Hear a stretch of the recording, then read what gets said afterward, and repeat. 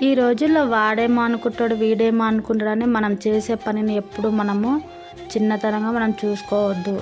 ఎవ్వరు ఏదైనా మనం పట్టించుకోవద్దు. మనకు నచ్చిన పనిని మనము హ్యాపీగా చేసుకుంటూ వెళ్ళిపోతూ ఉండాలి.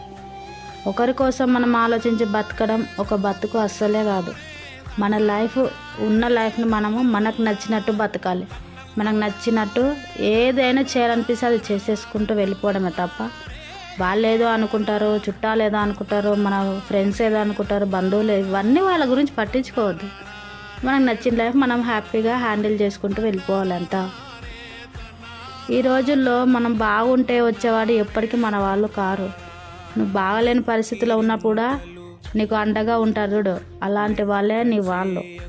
ఎప్పుడైనా ఒకటి గుర్తుంచుకోండి, మన వాళ్ళు అందరూ మన వాళ్ళే అని మనం ఎప్పుడూ అనుకోవద్దు.